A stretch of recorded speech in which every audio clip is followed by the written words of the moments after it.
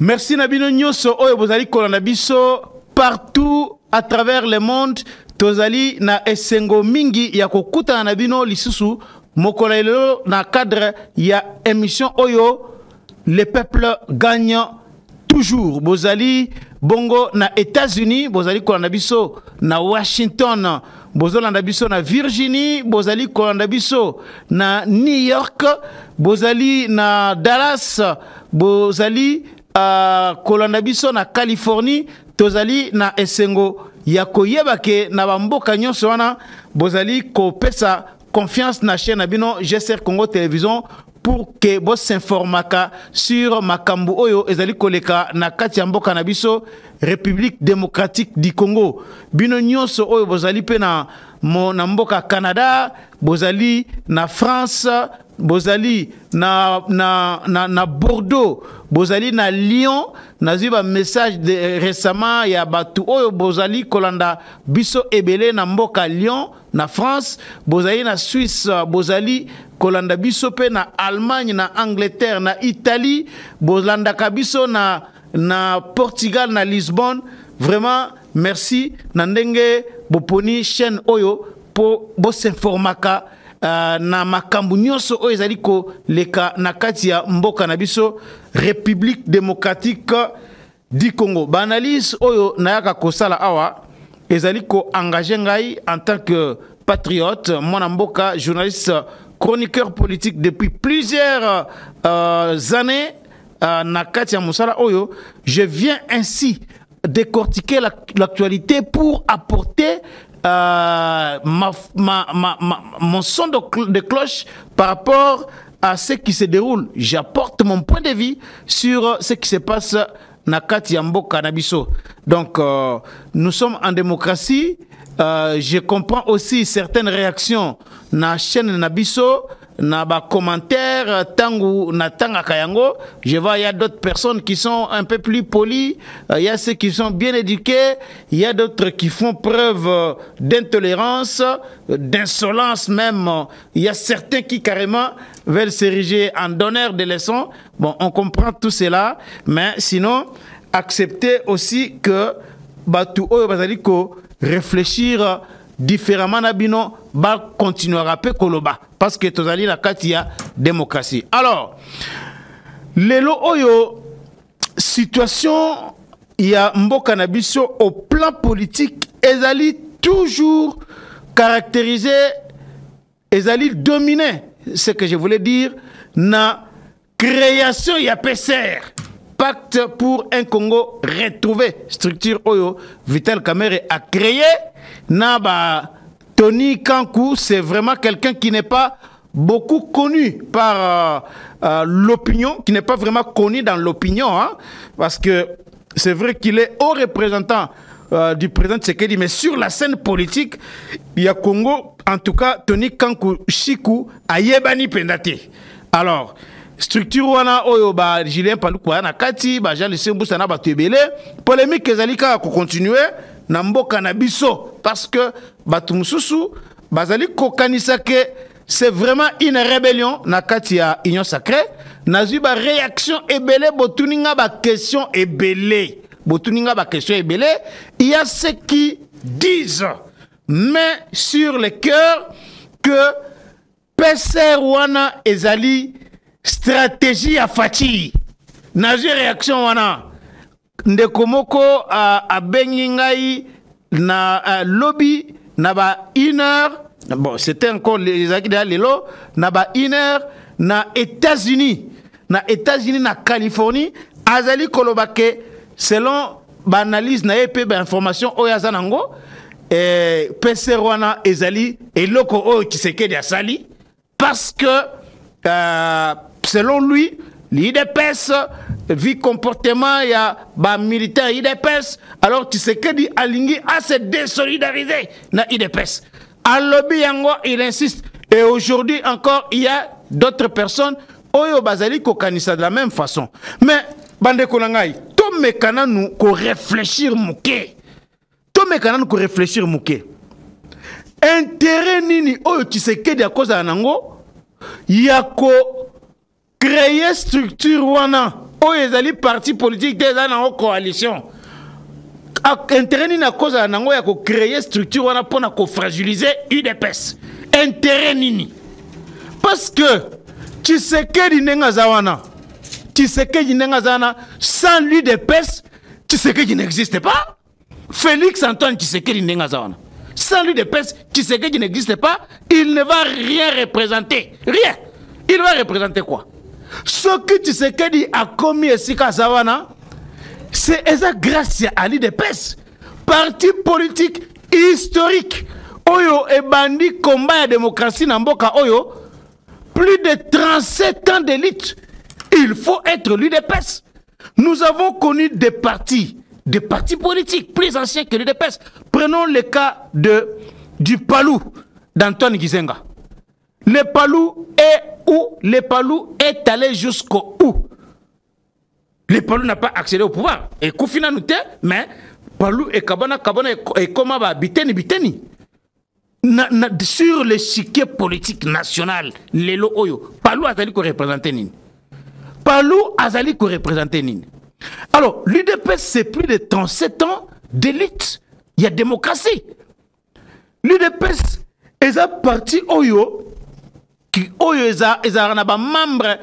Oyo tomonaka na ba parti politique mususuté parce que dans tous les partis politiques il y a République démocratique du Congo il n'y a pas un parti politique qui a des membres oyo bazara na niveau ya engagement comme ndenge tomonaka na UDPS en tout cas s'il y a ces partis là botangela combat parti wana le degré d'engagement oyo ba militant UDPS bazala kanango tomonaka yango na ba parti mususuté.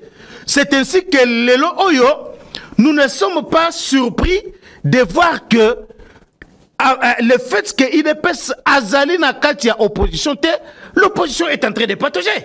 C'est un secret de polichinelle. Tout le monde sait que aujourd'hui l'opposition est en train de patauger. Degré à engagement à l'UDPS est très différent dans la partie politique. Parce que l'UDPS est parmi les rares partis politiques. Je ne dirais pas le seul. Parce que ceux qui ont un combo à parti beaucoup de combo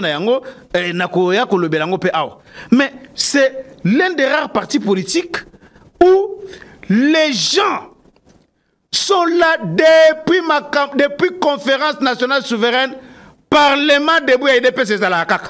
Nabatanyo sowana yaba disette yaba relégation donc parlement debout et UDPS ezalaka kaka batu bakenda kuna okoyoka wana o lelo Vatican et lobby ba pesi information moko wana o Vatican et lobby o yo muto landa ke information na tongo so yo ke information na lobby mais o eza eloko mususu e batu bazawana bazo beta maboko bazo sepela nyoso wana pona nini misusu bana ko utiliser ngolo la stratégie moko boye pona ko fidéliser batu parce qu'il fallait avoir un discours utiliser tous les moyens peut-être un peu de manipulation pour maintenir les gens et na principe moko ya gestion ya batu ya ko gérer ba foule banini pona ko maintenir batu babiloko wana ba utiliser kango. Et les gens, les vrais manipulateurs, les vrais leaders, ceux qui sont manipulateurs, à comment maintenir tout le temps au moulay pembe naïe. Et Babylone, on a vu ça dans l'IDPS, notamment dans le Parlement debout à l'IDPS, où ils ont un peu partout dans le Kinshasa. Donc, l'IDPS est un parti oyo qui est Batou Bandimaka Kokufa. N'a pas exemple local à la force du progrès. C'est vrai que naba makambu mususu oyo le kaka ba force du progrès bato ba mituna ka un peu ba question il y a certaines personnes oyo ba apprécier kangote mais force du progrès ezalaka même si aujourd'hui officiellement le ministre de l'Intérieur Peter Kazadi même Augustin Kaboya Loba que ça n'a jamais été une structure de l'UDPS mais nous savons très bien que les gens comme les Jekobea les fils Mukoko tout ça bataille l'UDPS. Force du progrès wana bandi makako kufa pona ba idée na bango idée à partir na bango Kabila na tango ya Kabila ba kufa ebele ba boma bango mais ba yaka manifestation babangaka armée te, babangaka la police te, ceux qui kaka mot d'ordre de pesame à partir que il faut qu'on marche, bango ba qu'on marche kaka. Même s'il y a interdiction par les gouverneurs, marcher ça le matin, bango ba qu'on marche kaka pour exprimer point de vue na bango. Degré d'engagement wana, en tout cas na ba parti politique musu ezalakate. Donc Etienne Tshisekedi a eu le temps d'investir na kati ya batu. Et pour parvenir à niveau wana, pour que les gens croient à un idéal, pour que les gens croient à un discours messianique, un messianisme politique tel que Tshisekedi était parvenu à le faire, en tout cas, ce n'est pas donné à tout le monde. Ce n'est pas donné à tout le monde. Et là, la religion. La religion est au islam, la religion mususu, oyo soki ba koti bango na mutu ke soki okufi pona religion na yo okokendelola soki comme on le va avec les kamikazes soki olati bombe okei okufi okokendelola ko parvenir ko komisa batu na niveau wana ya komi boya pona ko soutenir ko défendre ba idée ko se sacrifier pour un idéal. Ce n'est pas donné à tout le monde. C'est pas donné à tout le monde. Et Etienne Tshisekedi a commis ça batu na niveau wana. C'est ainsi que degré d'engagement na IDPS est à la makasi. Donc Tshisekedi, Félix Nengazawana, il ne peut pas oser aujourd'hui créer une structure, une organisation pour affaiblir l'IDPS. Mais ce qui seulement aujourd'hui, l'IDPS est Sanji Tshisekedi, parce qu'ils vont se dire que bon, et alors Azana soutient, il n'a pas de poids politique, il ne représente rien. C'est ça aussi, la politique, c'est les rapports de force. Tu représentes quoi? Est-ce que tu as des gens derrière toi? C'est ça la politique. C'est ça la politique. Oh, force ya Tshisekedi ya Liboso pour apaiser Liboso ya ba parti nyonso wana ya ba caméra ya ba nini, c'est l'UDPS. Alors comment bino boko kanisake Tshisekedi nde asali PC wana oh caméra azali à la tête pour na ko fragiliser l'UDPS. Et ça n'a sens té. En tout cas, ils en ont sens té. Je ne peux pas croire qu'un acteur politique, le cola Félix Tshisekedi, oya botami na katianda kwa politique, oyo batangisie politique dès le bas âge, tina nenga koliboye a commis au sommet de l'État qu'il peut commettre une telle erreur. Il ne peut pas. Il ne peut pas. Donc, les partis politiques, le cola IDPS wana, ce sont des partis importants. Il faut ezalakaka. Il faut ezalakaka. Ce que nous ne pouvons pas accepter, et ça, il y a un dérapage, là on ne peut pas accepter. On ne peut pas aussi tolérer l'incivilité, brebis galaise, mais sinon, un degré d'engagement, il y a un membre de l'IDPS, en tout cas, il faut tirer les chapeaux. Donc, je ne peux pas croire aujourd'hui que Félix Tshisekedi peut prendre une telle décision suicidaire, ça serait se faire harakiri. Donc il ne peut pas, il ne peut pas. Donc je pense que analyse wana ezali analyse moko ya malamuté. Et création à PCR jusqu'aujourd'hui, ezali ko continuer ko pesa batukanda. Et donc pesa batukanda pourquoi? Na ba réseaux sociaux, awa. Tant que tu mènes une enquête pour voir dégager un peu l'opinion majoritaire. Dans les réseaux sociaux ici, même dans les baladeurs, oyoba tuba sali, naba médias yandenge ndenge awa nakati namboka na biso. En tout cas, majorité yaba congolais. C'est vrai qu'un sondage est réalisé comme il se doit. Mais na ndenge to landa ba point de vue ndenge to tanga ba commentaire na ba réseaux sociaux majorité ya batu baza contre création à la structure wana parce que créer tension et créer division et créer mécontentement ya kosakanate je nazo landa batu ya UNC qu'est-ce que je dis batu ya MLC batu ya ba AFDC bazole bazali koloba pour attaquer tout ça.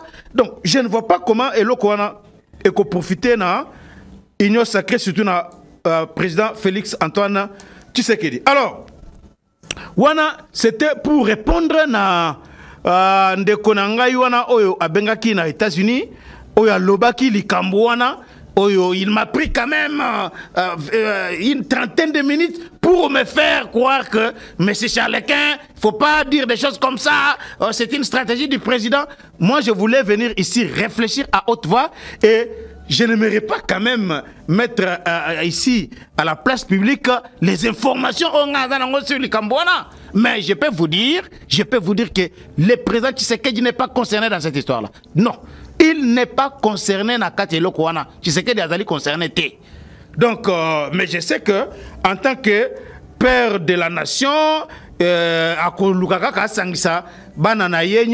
comme lui maintenant, Azali, que jouer rôle wana ya père, akosangisa, batuna nyonso wana pour que union et régner na katia union sacrée. Mandat oyo ndenge na lobaki, ezali mandat ya ba réforme. Ezali mandat ya ba réforme, ba révision de constitution. Et ko intervenir na mandat oyo, si pas élaboration de constitution ya sika. Et ko intervenir na mandat oyo, ba référendum. Et ko iko salema na mandat oyo, ba biloko ebele ba défier za makasi. Donc l'union sacrée n'a pas intérêt aujourd'hui. Ya ko connaître ba division wana et ko fragiliser bango makasi. Voilà un peu. En guise de réaction, c'est que je devais dire par rapport à Eloko wana. Alors, lelo oyo eloko mususu ezo tambola et sale vidéo moko eza ekomi viral na ba réseaux sociaux ezali vidéo ya hélicoptère moko wana na kosenga na nubati la biso image wana ya hélicoptère wana et puis na koya kopesa bino précision par rapport ya ndenge ezali kolobama sur hélicoptère wana. Suivons ça et puis on revient ici.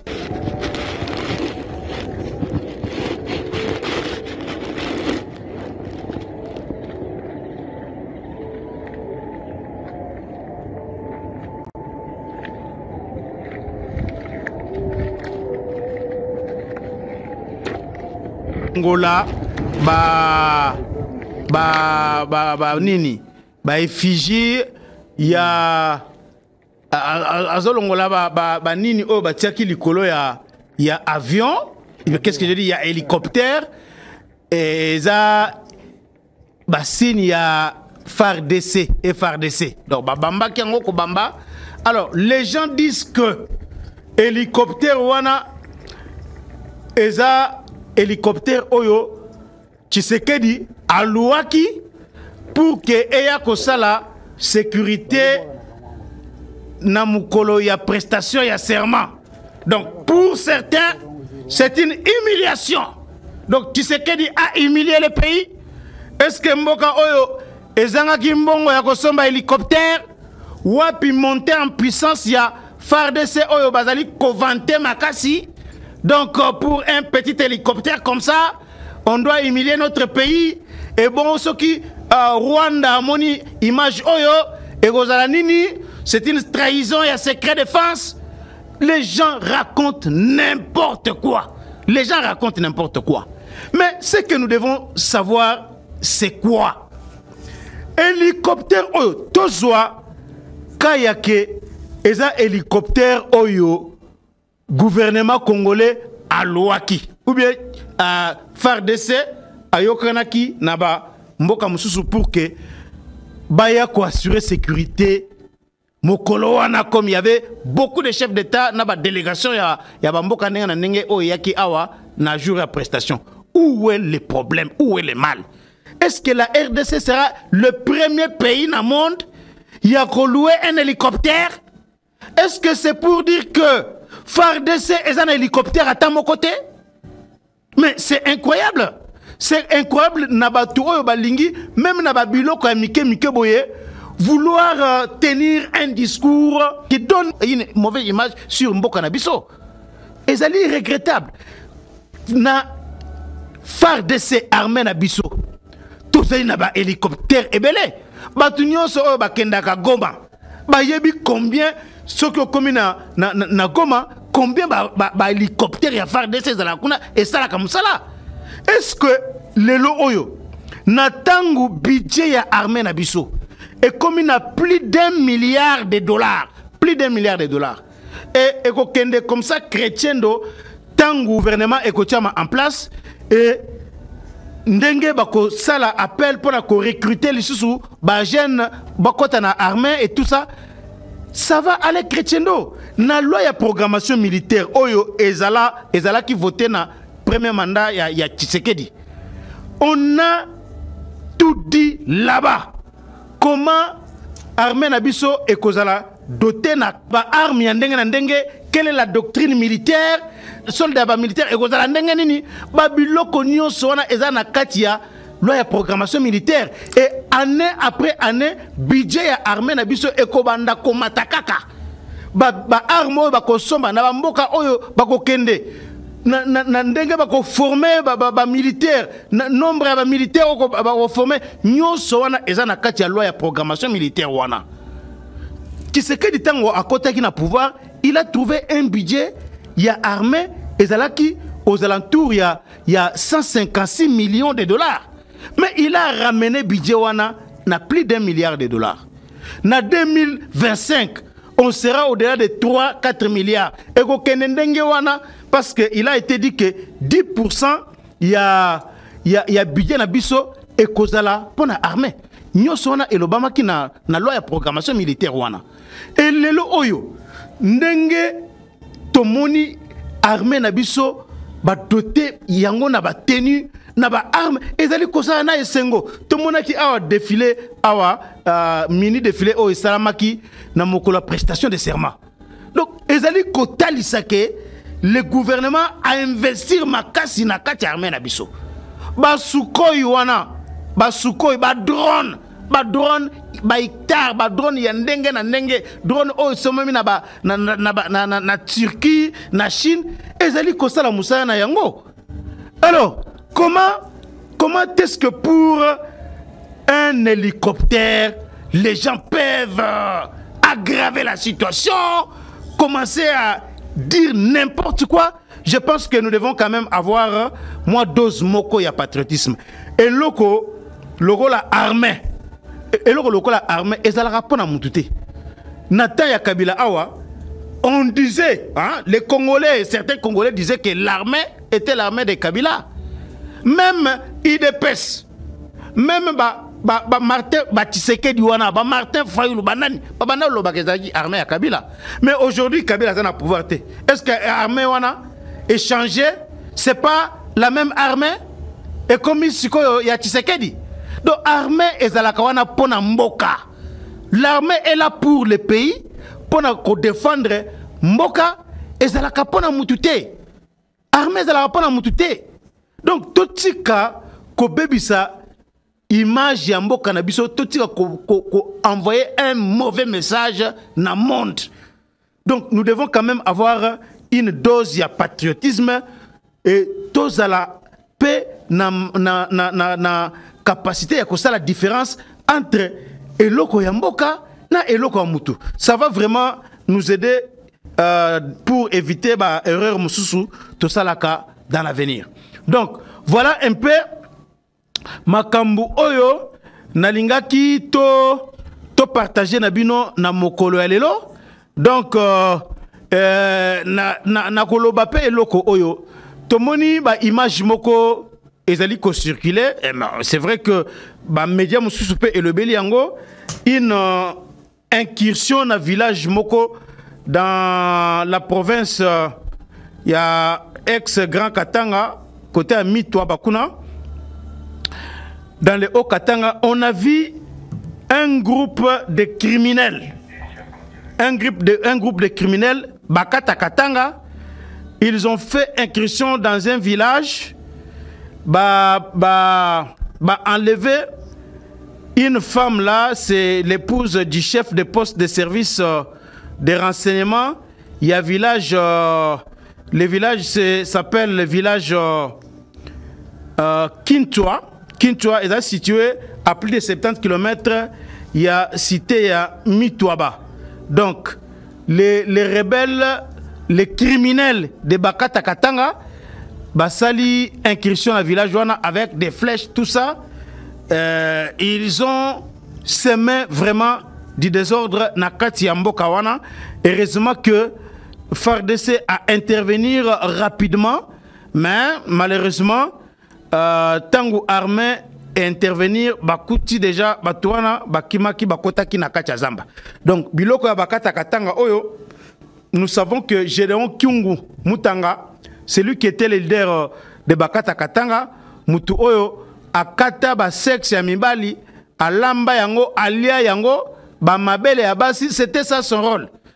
Il travaillait en collaboration avec un autre criminel, faux général en carton, c'est John Numbi, général sans haut fait de guerre, général vraiment sans niveau, hein? Un tigre en carton comme Peter Kazadiabando Loba. Et nous savons très bien que Nani, général John Numbi, depuis longtemps, Abanda qui travaillait en collaboration na Bakata Katanga. Donc, ce sont vraiment des aventures Oyo et que allez rapidement maîtriser. Heureusement que c'est déjà maîtrisé parce que les FARDC étaient intervenus là-bas et la situation est maintenant calme na village Joana. Il y a Malembankulu, na territoire, il y a Malembankulu. Voilà, merci beaucoup.